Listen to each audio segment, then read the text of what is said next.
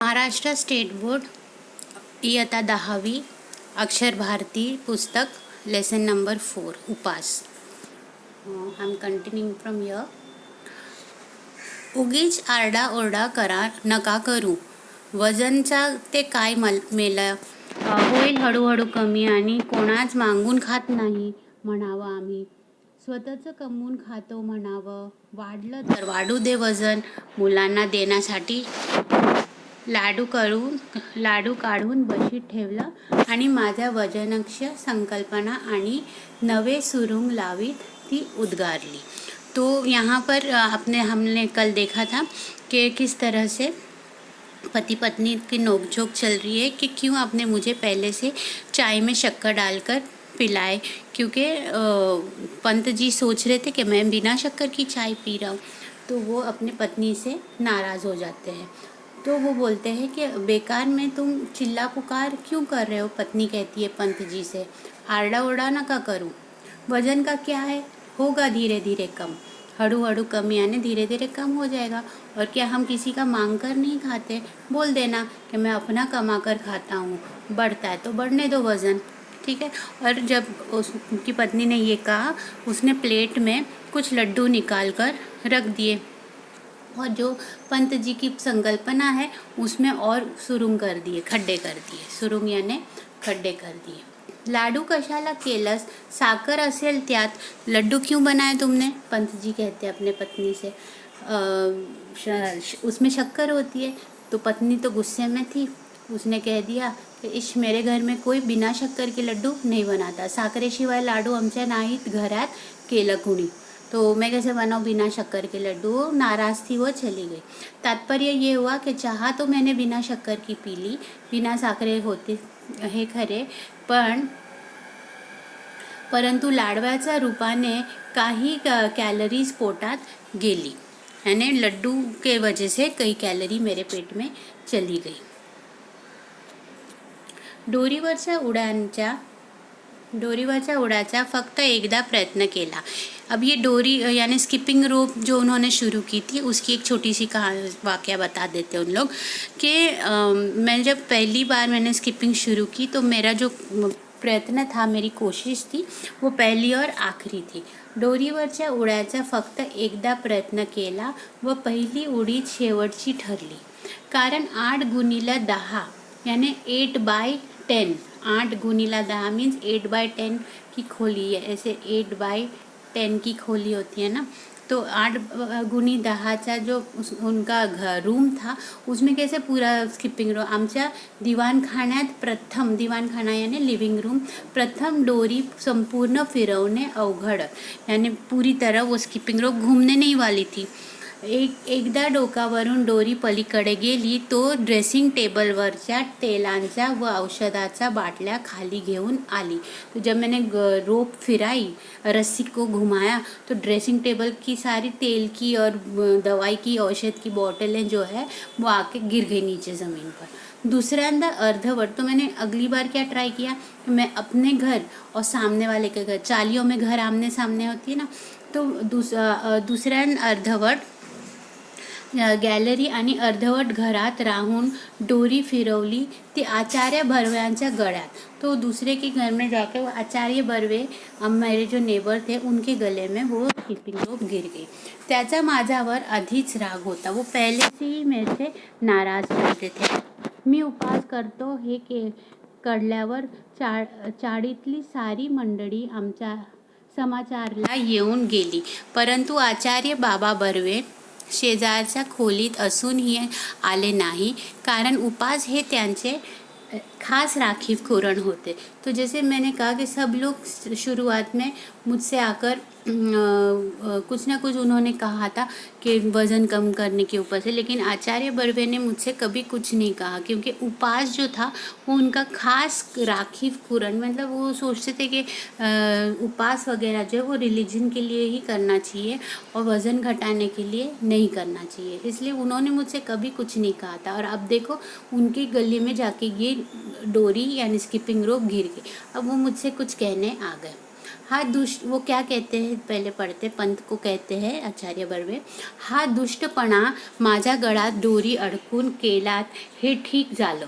अच्छा हुआ मेरे ही गले में ये रस्सी आके गिर गई.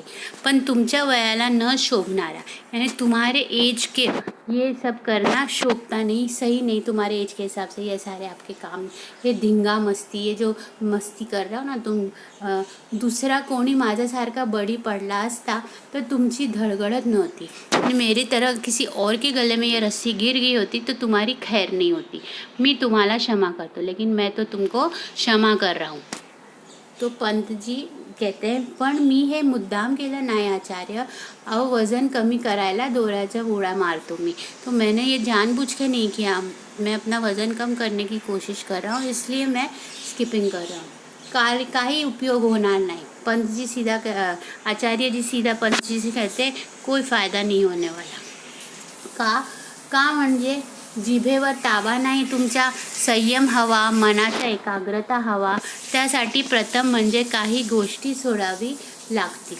तो कहते हैं कि तुम्हारे जीभ पर तो ताबा है नहीं, तुमको कंसंट्रेशन चाहिए, कंट्रोल, संयम यानी कंट्रोल, एकाग्रता यानी कंसंट्रेशन करना चाहिए.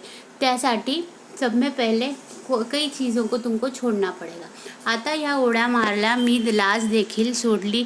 हे पाहता ना तुम्ही बाबा, कि तुम देखो आचार्य बाबा कि मैंने अपने वज़न के लिए शर्म भी छोड़ दी. लाज देखिल यानी शर्म भी छोड़ दी. अब मैं जो तुम बोलेगे वो करने को तैयार हूँ. तो आचार्य बाबा कहते हैं, ठीक आहे, प्रथम बोलणं छोड़. पहले तुम बोलना छोड़ दो. बोलणं सोडू अजिबात. खाण्यासाठी तोंडाचा वापर कमी करायचा एवढं पाहिलं तुम्ही, पण बोलण्यासाठी देखील त्याचा वापर बंद केल्याशिवाय तुमची जीभ ताब्यात राहणार नहीं. तो तुम खाने के लिए तो अपनी जीभ का वापर मत करना और बोलने के लिए भी मत करना. तो पंत जी कहते हैं, पण मला बोलायचं पाहिजे बाबा, लेकिन मुझे तो बोलना ही पड़ेगा. मी केविलवाणी, मैंने छोटे से स्वर में आवाज़ में मैंने कहा, मी केविलवाण्या स्वरात ओरडलो. का पण एवढा संयम नाही तुमच्यात. मौनाचं सामर्थ्य मोठं आहे, मौन ही शक्ति आहे. अब देखो आचार्य बाबा गुस्सा हो जाते हैं, बोलते कि मौन में ही शक्ति है, चुप रहने में ही शक्ति है. और वो चुप रहने के बारे में बहुत सारा बोलना शुरू कर दिए. उड्या मारायचा माझा डोरीचा एक टोक हातात धरून, यानी उनकी जो रोप थी स्किपिंग रोप अभी भी आचार्य बाबा के हाथ में थी, और वो रोप एक हाथ में पकड़कर मौन का महत्व यानी चुप रहने के इम्पोर्टेंस के बारे में 1 घंटा 1 तास यानी 1 घंटा वो बड़बड़ाते रहे. फिर शेवटी त्याचा वाक्य प्रवाह अडवून मी ओरडलो. आखिर मैंने उनको चुप कराया और मैंने चिल्लाया, पण बाबा मी बोललो नाही तर खाऊ काय. म्हणजे बोलण्याचा आणि खाण्याचा संबंध काय. मी टेलिफोन ऑपरेटर आहे बाबा, दिवसभर बोलवायचंच लागलं मला. तो अंत में वो कहते हैं पंत जी आचार्य से कि देखिए मैं एक टेलीफोन ऑपरेटर हूँ और तुम मुझे मौन व्रत रखने के लिए कह रहे हो. मैं चुप तो रहूँगा तो मैं अपना जॉब कैसे कर पाऊँगा. तो आचार्य बर्वे उनसे कहते हैं, मग कसलं वजन उतरवणार तुम्ही. अत्यंत कारुण्यपूर्वक कटाक्ष टाकून बाबा गेले आणि त्याचा गळ्यात पडलेली दोरी मघाशी मी गच्च आवडली का नाही या विचाराने मला पश्चाताप झाला. तो एंड में बाबा सिर्फ गुस्से से कहते हैं, फिर तो तुम्हारा वज़न उतरने वाला नहीं. और ये कह के वो चले गए. और मुझे इस बात का पश्चाताप हुआ कि क्यों मैंने उनके मघाशी पहले ही मैंने उनके जो गले में पड़ी हुई रस्सी है वो मैंने खींची क्यों नहीं. इस तरह के यानी कि एक मजाकिया तौर पे कहा गया कि वो सोचने लगे कि वो रस्सी मैंने उनके गले में खींच देनी चाहिए थी. मग मात्र मी चिडलो. फिर तो मुझे बहुत गुस्सा आया आणि निश्चय केला कि बस यापुढे उपास वज़न उतरण्यापर्यंत उपास. तो मैंने ठान लिया कि अब से तो मैं सिर्फ उपास करूँगा और वज़न उतरने तक उपास. मी काटकुळा झाल्याची स्वप्ने पडू लागली. मैंने एक सपने में देखा कि मैं बिल्कुल दुबला, काटकुळा यानी दुबला हो चुका हूँ. भरल्या ताटावरून मी उठू लागलो. भरेली प्लेट से मैं उठ जाता था, कुछ नहीं खाता था. बिन साखरेचा आणि बिन दुधाचा काय, पण बिन चहाचा चहा देखील मी पिऊ लागलो. तो मेरी चाय में ना शक्कर थी ना दूध था, चहा की पत्ती भी नहीं थी आणि मैं गरम पाणी पीना लग गया. साखर पाहिली ती माझ्या अंगाचा तिलपापड होऊ लागला. शक्कर देखते के साथ में मुझे बहुत गुस्सा आ जाता था. अंगाचा तिलपापड होणे वाक्य प्रचार है, तो ये लाइक मुहावरा है. आणि मुझे बहुत गुस्सा आता था. केवळ फळावर मी जगू लागलो.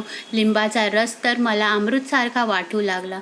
तो नींबू का रस लेते थे वजन कम करने के लिए, और वो रस उनको अमृत जैसा लगता था. धारोषण दुधासाठी मी अधूनमधून अंधेरीच्या गोठ्यात जाऊ लागलो. तो मैं फ्रेश दूध के लिए मैं गोठा यानी जहाँ पर गाय रखते, वहाँ पर मैं जाने लगा.